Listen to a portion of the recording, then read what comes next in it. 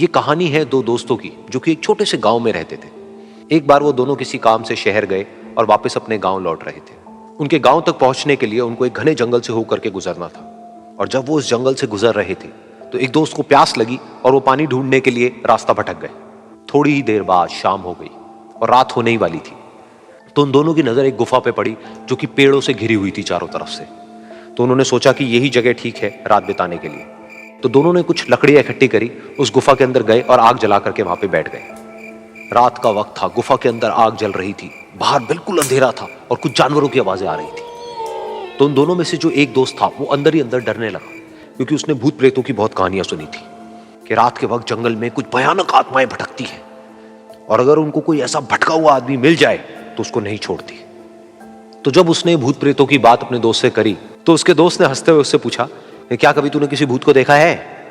तो उसने कहा, नहीं मैंने तो नहीं देखा, लेकिन मेरे कुछ जान पहचान के लोग हैं जिन्होंने देखा है।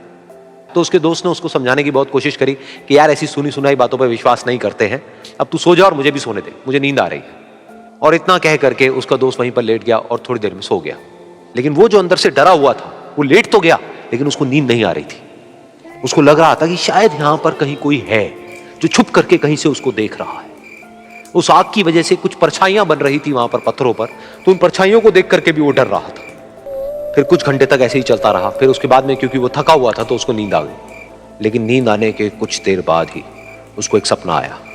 सपने में उसको एक बहुत ही भयानक परछाई उसकी तरफ बढ़ती हुई नजर आई। अब जैसे जैसे वो अंदर से डरता चला जा रहा था, वो परछाई उसके और पास आती चली जा रही थी और बड़ी होती चली जा रही थी। और उस परछाई में एक हाथ उसको नजर आया जिसके बड़े बड़े नाखून थे, और वो हाथ उसकी तरफ बढ़ता चला गया और उसके गले तक पहुंचने ही वाला था कि तभी वो डर करके एकदम से उठा।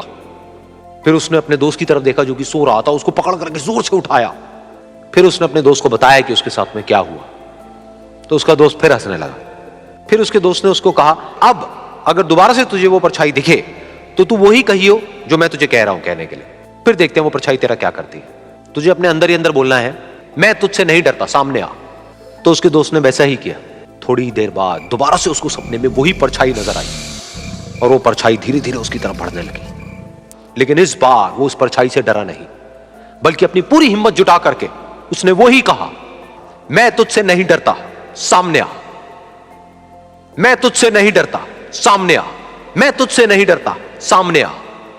जैसे जैसे वो ये बोलने लगा वो परछाई छोटी होने लगी और उससे दूर होने लगी। वो बोलता रहा, वो परछाई छोटी होती रही और धीरे धीरे वो परछाई दिखनी बंद हो गई। बिल्कुल ऐसा ही हमारी जिंदगी में भी होता है। हमारे अंदर जितने भी डर हैं, उससे हम जितना डरते हैं हम उतना ही छोटे होते चले जाते हैं और वो डर उतने ही बड़े होते चले जाते हैं। लेकिन अगर हम अपने अंदर के डरों से नहीं डरते हैं और उसका सामना करते हैं तो दुनिया का ऐसा कोई भी डर नहीं है जो कि हमें डरा पाए।